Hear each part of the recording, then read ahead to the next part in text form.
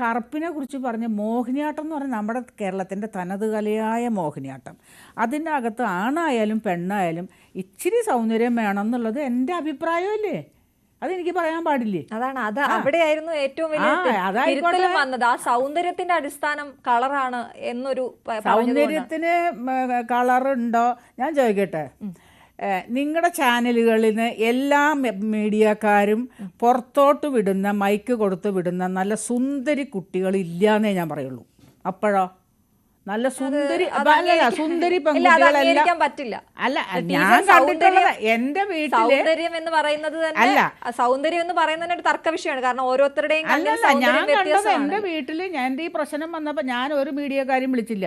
ഒരു 10-60-70 പേരോളം എന്റെ വീട്ടിൽ ഇടിച്ചു കയറി വന്നാൽ ആരും അതിനകത്തില്ല. പിന്നെ അതൊന്ന്. രണ്ടാമത്തെ കാര്യം, ഒരു ഫംഗ്ഷൻ ഒരു സ്റ്റേജിൽ നടക്കുന്നു, നല്ലൊരു പ്രോഗ്രാം നടക്കാം, അതിനകത്ത് ഒരു 5-6 ഗസ്റ്റുകൾ ഇരിപ്പുണ്ട് വേദിയിൽ. ഈ വേദിയിൽ ഇരിക്കുമ്പോൾ നിങ്ങൾ ബൊക്ക കിടക്കാൻ കുട്ടികളെ ടീച്ചർ വലിയ വിവാദമുള്ള വിഷയം വീണ്ടും പറഞ്ഞുകൊണ്ടിരിക്കുന്നത്. ഇപ്പൊ ആദ്യം പറഞ്ഞത് മാധ്യമ പ്രവർത്തകർ വീട്ടിൽ വന്നവരിൽ ആരും സുന്ദരികളില്ലെന്നാണോ പറഞ്ഞത്? അല്ല, ഇല്ല, അവര് മേക്കപ്പ് ചെയ്യാൻ പറ്റില്ല, മേക്കപ്പ് ചെയ്തിട്ട് അല്ലല്ല, ഞാൻ പുട്ടിയടിച്ചു മേക്കപ്പ് ചെയ്തു എന്നാണ് ഇപ്പൊ മീഡിയക്കാരൊക്കെ പറഞ്ഞല്ലോ. എന്റെ പൊട്ടിനെ കുറിച്ച് പറഞ്ഞു, എന്റെ മുടിയെ കുറിച്ച് പറഞ്ഞു.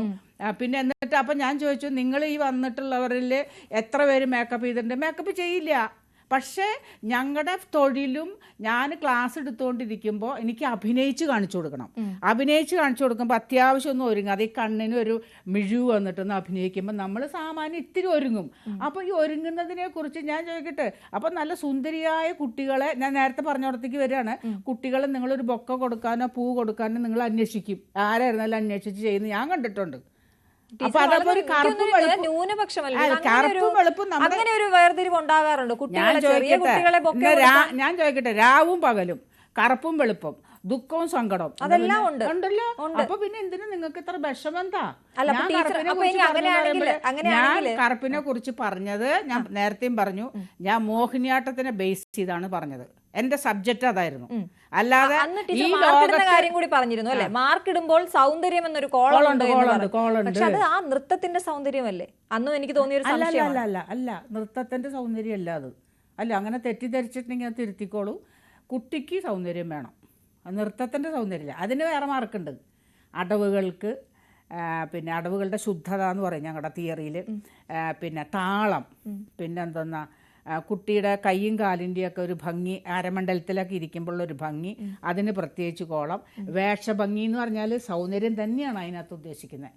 അത് 100% സൗന്ദര്യം തന്നെയാണ്. പക്ഷെ ഞാനത് മീഡിയക്കാരൊക്കെ വന്നപ്പോൾ ഞാൻ പറഞ്ഞു, നിങ്ങൾക്ക് പറ്റുമെങ്കിൽ നിങ്ങൾ അതൊന്ന് എടുത്ത് കളാം, ഗവൺമെൻറ്റിൻ്റെ അടുത്ത് പറഞ്ഞ്. സൗന്ദര്യം വേണ്ട. ഞാൻ നേരത്തെ പറഞ്ഞതുപോലെ കൈയും കാലും എല്ലാ ചേഷ്ടകളും എല്ലാം ഉണ്ടായ ഒരു കുട്ടിക്ക് നൃത്തം ചെയ്യാം. ആര് പറഞ്ഞു കറുപ്പും വെളുപ്പും ചെയ്യാൻ പാടില്ല എന്ന്? പക്ഷേ ഞാൻ കറുത്ത കുട്ടികൾ ഈ ലോകത്തെ നിൽക്കാൻ പാടില്ല എന്ന് പറഞ്ഞ അതുപോലെ അങ്ങോട്ട് ആക്കി കളഞ്ഞു. അതൊക്കെ മഹാ തെറ്റല്ല. പക്ഷെ എനിക്ക് തോന്നുന്നു അത് ഒരുപാട് പേര് അങ്ങനെ ടീച്ചറെ എതിർത്തത്, ഒരു വലിയ വിഭാഗം ടീച്ചറെ എതിർത്തു. അപ്പൊ അതിന് കാരണം ടീച്ചർ പറഞ്ഞ ആ വാക്കുകൾ തന്നെയല്ലേ എന്ന് പറഞ്ഞാൽ നിങ്ങൾ അങ്ങനെ വെച്ച് സ്ഥിരമായിട്ട് അത് സീൽ ചെയ്ത് വെക്കുകയാണെങ്കിൽ എനിക്ക് നിവർത്തിയില്ല. ഞാൻ അതിനകത്ത് പിന്തിരിയാൻ തയ്യാറല്ല. അപ്പോൾ ഒരു കാര്യം കൂടി, നമ്മൾ തുടങ്ങിയപ്പോൾ ടീച്ചർ പറഞ്ഞു, സോഷ്യൽ മീഡിയയെ കുറിച്ച് പറഞ്ഞു. സോഷ്യൽ മീഡിയയിൽ നിന്ന് ഇപ്പോൾ ടീച്ചറിന് വരുമാനം കിട്ടുന്നുണ്ട്, സന്തോഷം കിട്ടുന്നുണ്ട്, അതാണ് ഏറ്റവും പ്രധാനപ്പെട്ട കാര്യം. പ്ലഷറാണ്, അത് കിട്ടുന്നുണ്ട് എന്ന് പറഞ്ഞു. അപ്പോൾ അതിനൊപ്പം ടീച്ചർ കൂട്ടിച്ചേർത്തൊരു കാര്യമുണ്ട്, പലരും ഒന്ന് കല്യാണം കഴിച്ചവർ രണ്ടാമതൊന്ന് വിവാഹം കഴിക്കുക, അല്ലെങ്കിൽ അങ്ങനെ ഒരുപാട്. അതെല്ലാം അങ്ങനെയാണെങ്കിൽ അവരുടെ അഭിപ്രായമല്ല. അപ്പൊ ടീച്ചർ അത് അംഗീകരിക്കണ്ടേ? ടീച്ചറിന്റെ അഭിപ്രായം പറയുന്നു അല്ലെന്ന്. അങ്ങനെ കല്യാണം കഴിക്കുന്നവരെ കുറിച്ച് വരെ മോശപ്പെട്ട കമന്റ്സ് വരുന്നു. അതാ ഞാൻ പറഞ്ഞു, എന്ത് കാര്യത്തിലും രണ്ടഭിപ്രായം ഉണ്ടാവും. അല്ല, ആയിക്കോട്ടെ. അപ്പൊ നമ്മൾ എന്തിനാ വെറുതെ ഇരിക്കുന്നേ? അതുകൊണ്ട് ഞാൻ വെറുതെ ഇരിക്കില്ല. ഇല്ല, എനിക്ക് കമന്റ്സ് ഇപ്പോഴും വരുന്നുണ്ടല്ലോ, ഞാൻ അത് വക വയ്ക്കുന്നേ ഇല്ല. എന്തിനാ അത്? ഇനി ആരും കല്യാണം കഴിച്ചുകൊണ്ട് പോകണ്ട. എനിക്ക് ഇത്രയും പ്രായമായി, ഇനി ഇവരെന്ത് പറഞ്ഞാലും എന്നാ. സത്യഭാമ ടീച്ചറിനെ അറിയാവുന്നവർക്കെല്ലാം എന്നെ അറിയാം. എന്നെ അറിയാവുന്ന ഒരാൾ പോലും ഈ ചീത്ത കമൻസോ വേണ്ടാത്തതൊന്നും പറയില്ല എന്നുള്ളത് എനിക്കറിയാം. അത് മതി. എല്ലാവരും നന്നാക്കാൻ നമുക്ക് പറ്റും. 1000 കുടത്തിൻ്റെ വായ നമുക്ക് കെട്ടാം, ഒരു മനുഷ്യൻ്റെ വായ കെട്ടാൻ പറ്റില്ല. അങ്ങനെ വിശ്വസിക്കും. എന്തായാലും വലിയ വിവാദമുണ്ടായി, അത് നിയമപരമായി പോയി, കേസായി, ടീച്ചർക്ക് ജാമ്യം എടുക്കേണ്ട അവസ്ഥ വന്നു.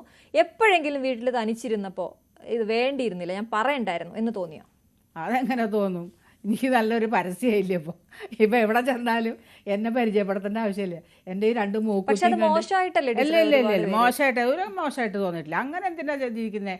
ഞാൻ പറഞ്ഞില്ലേ, എന്നെ 100% എന്നെ ഇത്രയാക്കി, ഇത്രയും ഇമ്പ്രഷനാക്കിയത് ഞാൻ പറഞ്ഞ വ്യക്തിയിൽ നിന്ന് നിങ്ങളെല്ലാവരും, അല്ലെങ്കിൽ കലാകാരന്മാരായാലും കേരളത്തിലുള്ളവരായാലും ലോകത്തുള്ളവരും മൊത്തം ആ വ്യക്തിയായിട്ട് ഞാൻ നല്ല അടുപ്പത്തിലായിരുന്നു.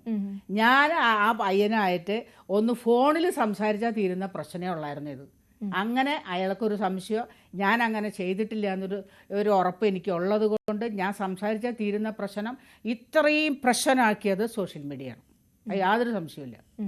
ഒന്ന് ഫോണിൽ സംസാരിക്കാമായിരുന്നു അല്ലേ? അല്ല, ഞങ്ങൾ ഭയങ്കര സൗഹൃദത്തിലായിരുന്നു. എന്താണ് അല്ല, ഞാൻ അദ്ദേഹത്തിന് ഇവിടെ പ്രോഗ്രാം കൊടുത്തിട്ടുണ്ട്. വൈലോപ്പള്ളിയിൽ ഞാൻ കമ്മിറ്റിയിലിരുന്ന സമയത്ത് പ്രോഗ്രാം കൊടുത്തിട്ടുണ്ട്. അദ്ദേഹം കളിപ്പിക്കുന്ന കുട്ടികൾക്ക് കാലിക്കറ്റ് യൂണിവേഴ്സിറ്റിയിൽ അബുദാബിയിലൊക്കെ ഞാൻ ജഡ്ജായിട്ട് ഇരുന്നിട്ടുണ്ട്. എന്നിട്ട് 1-2 അടുത്ത് പ്രൈസ് കിട്ടുമ്പോൾ എന്നെ പിറ്റേ ദിവസം വിളിക്കും, ടീച്ചർ എൻ്റെ കുട്ടിയാണ് കളിച്ചത്. അപ്പോൾ എൻ്റെ കുട്ടിയാണ് കളിച്ചത് എന്ന് പറയുമ്പോൾ ഗുരുക്കന്മാരെ കാണിക്കുന്നില്ല, CD ഇട്ട് കളിക്കുമ്പോഴേ. അപ്പം നമ്മൾ അറിയണില്ലേ ഏത് ഗുരുവാണെന്നുള്ളത്. പ്രത്യേകിച്ച് മോഹിനിയാട്ടം, ഭരതനാട്യം ആണെങ്കിൽ നട്ടുവാങ്കത്തിന് ജതിയൊക്കെ കേൾക്കുമ്പോൾ നമുക്ക് ഇന്ന ടീച്ചറിൻ്റെ കുട്ടിയാണെന്ന് അറിയാൻ പറ്റും. അപ്പം അങ്ങനെ സൗഹൃദത്തിലിരിക്കുന്ന ആള് ഞാൻ ഇങ്ങനെ പറഞ്ഞിട്ടില്ല, നമ്മൾ തമ്മിൽ വെറുതെ ഒരു പ്രശ്നം ഉണ്ടാക്കണമെന്ന് സംസാരിച്ചാൽ തീരും എന്നുള്ളതാണ് ഞാൻ പറഞ്ഞത്. അതിനുശേഷം എപ്പോഴെങ്കിലും അദ്ദേഹത്തെ കാണേണ്ടി വരികയോ പിന്നെ നമുക്ക് കാണേണ്ട ആവശ്യമില്ല.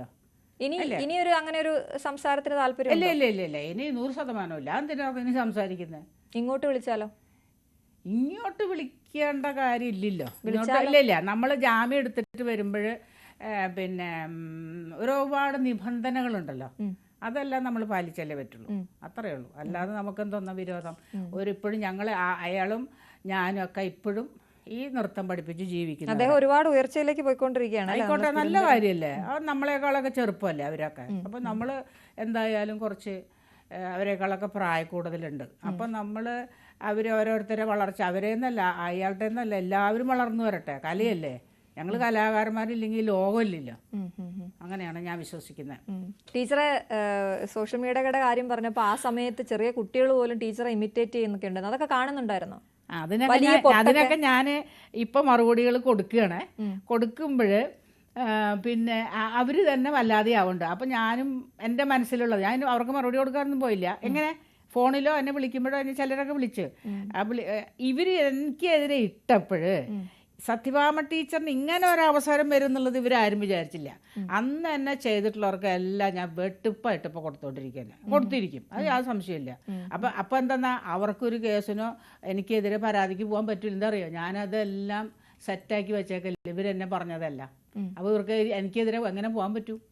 അപ്പോൾ ചെറിയ കുട്ടിയായാലും ചെറിയ കുട്ടി ചെയ്യുന്നത് എന്തുകൊണ്ടാ? കുട്ടിയുടെ അച്ഛനും അമ്മയും പറഞ്ഞു കൊടുത്തിട്ടല്ലേ ചെയ്യണത്. അപ്പോൾ ഈ കുട്ടി വലുതായാൽ എന്തായിരിക്കും സ്ഥിതി? അപ്പോൾ അങ്ങനെയല്ല പഠിപ്പിക്കേണ്ടേ.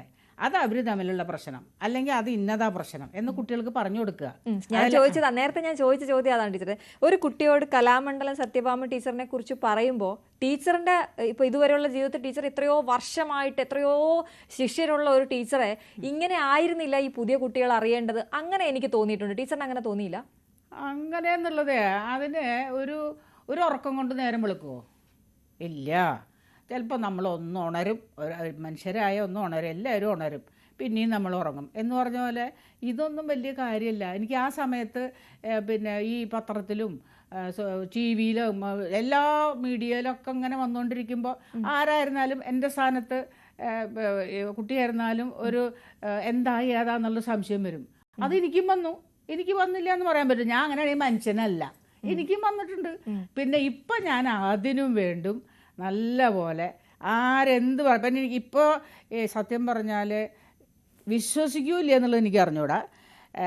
പിന്നെ സൗദിയിൽ നിന്ന്, അമേരിക്കയിൽ നിന്ന്, പല സ്റ്റേറ്റിൽ നിന്നും, അല്ലെങ്കിൽ എറണാകുളത്തു നിന്ന്, അവിടെ നിന്ന് പല ദിക്കിൽ നിന്ന് എന്നെ ഓരോരുത്തർ വിളിച്ചിട്ട് പറയണം എന്താ അറിയോ, ടീച്ചർ ഞങ്ങൾ ടീച്ചറിനെ ശരിക്കും പറഞ്ഞാൽ തെറ്റിദ്ധരിച്ചു, ടീച്ചർ ഇന്നതുപോലെ എന്താ പറയുക. ഞാനിപ്പോൾ പുറത്ത് ഇറങ്ങിയത് കൊണ്ടാണ് അത് കേൾക്കുന്നത്.